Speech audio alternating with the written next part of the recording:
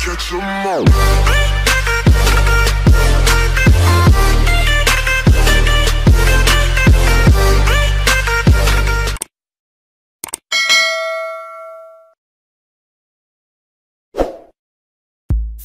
Halo, selamat pagi teman-teman sekalian di mana saja berada. Jumpa lagi dalam kesempatan ini di channel Guru Krishna. Kita akan mempelajari pelajaran 12 tentang gereja yang mewartakan atau kerikma. Materi ini adalah salah satu materi dalam KD 3.4 tentang tugas-tugas gereja. Bersama saya, Kristianus Ina S. Phil, guru di SMA Katolik Andalur. Tujuan pembelajaran kita adalah yang pertama, agar peserta didik bisa menganalisis tugas gereja berdasarkan Injil Matius bab 28. Itu tujuan yang pertama. Dan tujuan yang kedua adalah agar peserta didik dapat menganalisis bentuk-bentuk pewartaan dalam gereja serta tuntutan-tuntutan yang harus dipenuhi oleh pewarta. Tugas mewartakan itu adalah tugas semua anggota gereja. Dalam diri Yesus dari Nazaret, sabda Allah itu tampak secara konkret dan masuk dalam kehidupan manusia karena sabda Allah sungguh menjadi manusia, dan sabda Allah itu kemudian diwartakan mula-mula oleh Yesus sendiri dan dilanjutkan oleh para rasul. Kemudian tugas pewartaan itu dilanjutkan kepada seluruh anggota gereja hingga saat ini. Oleh karena itu, sebagai anggota gereja, kita semua yang sudah dibaptis menerima tugas pewartaan. Ada 3 bentuk sabda Allah dalam gereja. Yang pertama, sabda atau pewartaan para rasul sebagai daya yang membangun gereja. Yang kedua, sabda Allah dalam kitab suci sebagai kesaksian normatif. Sabda Allah yang ditulis oleh para penulis kitab suci berdasarkan kesaksian dari para rasul. Dan yang ketiga, sabda Allah dalam pewartaan aktual gereja sepanjang zaman. Sabda Allah itu yang diwartakan hingga saat ini.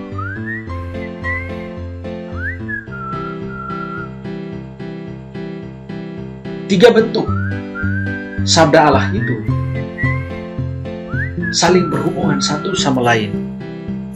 Pewartaan aktual gereja masa kini berdasarkan dan merupakan kesinambungan dari pewartaan para rasul dan pewartaan kitab suci yang diwariskan kepada kita.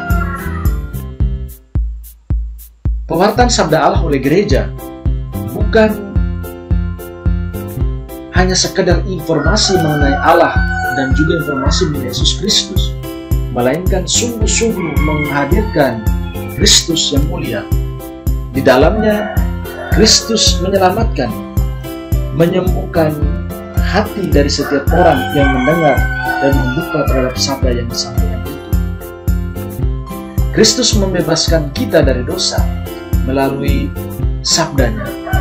Dalam mewartakan sabda Allah, kita dapat meneladani Kristus dan kita dapat mewartakan sabda Allah itu dengan kata-kata kita atau secara verbal yang disebut dengan kerikma, dan juga kita mewartakannya dalam tindakan nyata atau martiria.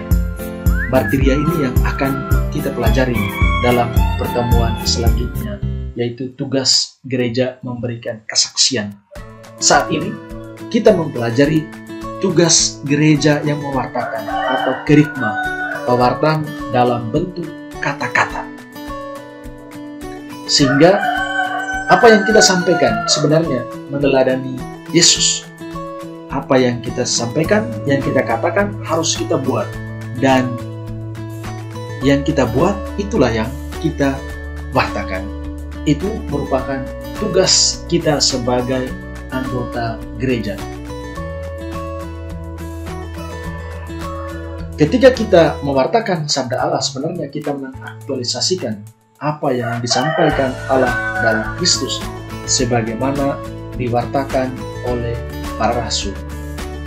Dengan demikian, sabda Allah sungguh datang kepada manusia dan menyelamatkan mereka yang mendengarkan dan melaksanakan pewartaan gereja tersebut. Sehingga apa yang mau kita pelajari di sini, bahwa ketiga bentuk sabda Allah itu saling berhubungan satu sama yang lain. Ada dua pola pewartaan di dalam gereja, seperti yang saya sudah sampaikan tadi, bahwa pewartaan verbal atau kerigma dan pewartaan melalui tindakan atau martiria. Pewartaan verbal itu pertama khotbah atau homili. Tentu kita tahu khotbah itu seperti apa. Itu pewartaan yang bertema, pewartaan tematis, berdasarkan satu perikop kitab suci, dan itu khotbah atau homili. Dan seringkali komunikasinya satu arah. Biasanya kalau kita perhatikan oleh para pastor, oleh guru agama, ketika mereka khotbah atau homili, itu berdasarkan teks kitab suci yang sudah disiapkan. Hanya komunikasinya satu arah. Tentu sebuah khotbah yang baik atau sebuah homili yang baik harus komunikasinya diciptakan dalam dua arah, dan itu bisa dilakukan secara batinnya. Bentuk yang kedua yaitu pelajaran agama. Itu yang kalian dapatkan, para peserta didik dapatkan ketika di sekolah. Dalam pelajaran agama, diharapkan para guru agama mendampingi para siswa untuk menemukan makna hidupnya dalam terang kitab suci dan ajaran gereja. Dan tugas untuk mengajar agama itu sebenarnya ketika para guru mengambil bagian dalam tugas mengajar, sebenarnya itu para guru sudah ikut aktif mengambil bagian dalam tugas mengajar gereja. Jadi itu pelajaran agama. Pelajaran agama merupakan salah satu bentuk dari pewartaan verbal atau kerigma. Yang ketiga, katekese umat. Katekese adalah kegiatan suatu kelompok umat di mana mereka dapat aktif berkomunikasi untuk menafsirkan hidup nyata dalam terang Injil atau terang kitab suci, yang kemudian diharapkan supaya bisa dilanjutkan dalam aksi nyata sehingga membawa perubahan dalam masyarakat ke arah yang lebih baik. Yang ketiga, pendalaman kitab suci. Biasanya itu dapat dilakukan dalam keluarga, dalam kelompok, lingkungan, basis pada kesempatan-kesempatan khusus. Mirip-mirip juga dengan katekese.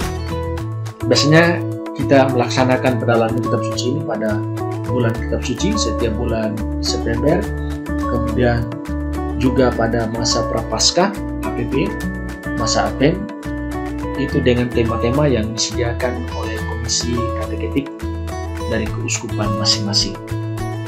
Tentu dalam kegiatan pendalaman ini diharapkan kepada semua anggota gereja bisa menafsirkan, bisa mengkomunikasikan apa yang ada dalam teks kitab suci, kemudian pada akhirnya diwujud nyatakan dalam kehidupan sehingga sabda Allah itu menjadi berdaya guna. Yang berikut, dua tuntutan pewartaan. Ini yang penting. Yang pertama, mengenal umat atau masyarakat dan konteksnya. Seorang pewarta harus mengenal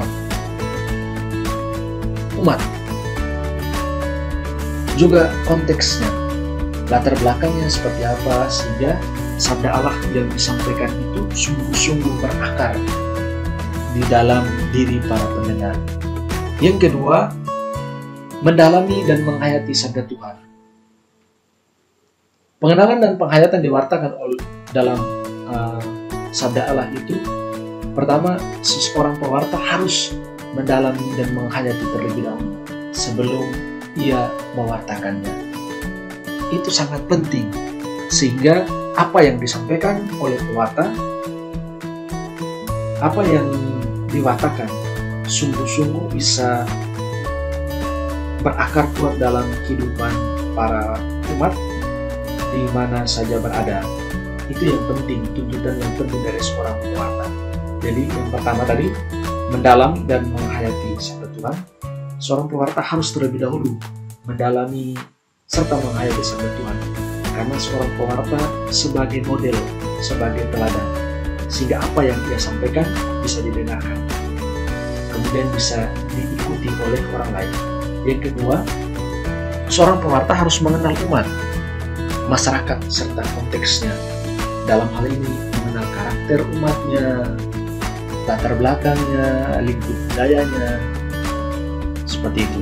Pengenalan akan lingkup budaya, latar belakang, kondisi umat itu dapat memudahkan seorang pewarta untuk mengaitkan apa yang ia sampaikan dengan kehidupan nyata, sehingga sabda Allah itu sungguh-sungguh hadir menyapa para pendengar. Jadi itu dua tuntutan pewarta. Jadi yang pertama, mendalami dan menghayati sabda Tuhan. Yang kedua, mengenal umat, masyarakat beserta konteksnya. Itu penting. Kenapa penting? Karena tugas pewartaan itu untuk mengaktualisasikan sabda Tuhan yang disampaikan sebagaimana sudah ditunjukkan oleh para rasul.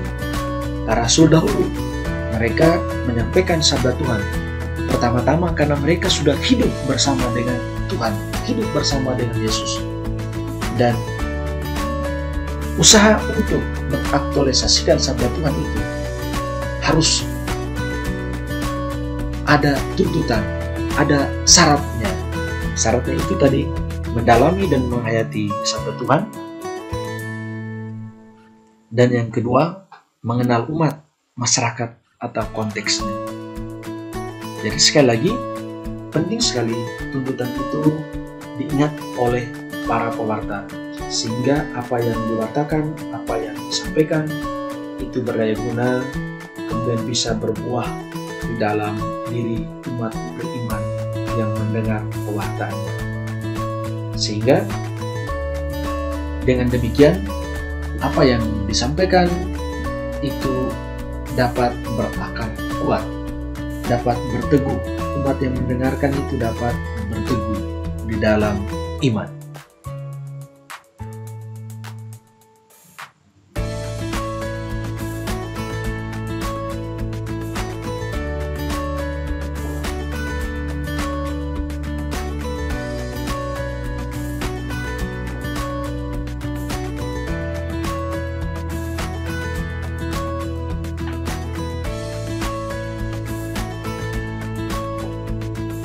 Para peserta didik, kita semua anggota gereja.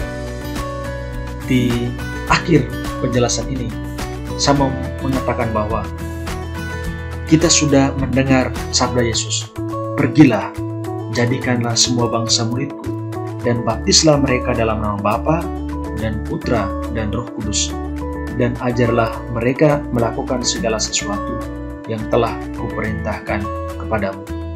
Itu dari Injil Matius bab 28 ayat 19 sampai 20. Lebih jelas lagi dalam Injil Markus bab 16 ayat 15 sampai 16, Yesus katakan, "Pergilah ke seluruh dunia, beritakanlah Injil kepada segala makhluk. Siapa yang percaya dan dibaptis akan diselamatkan, tetapi siapa yang tidak percaya akan dihukum."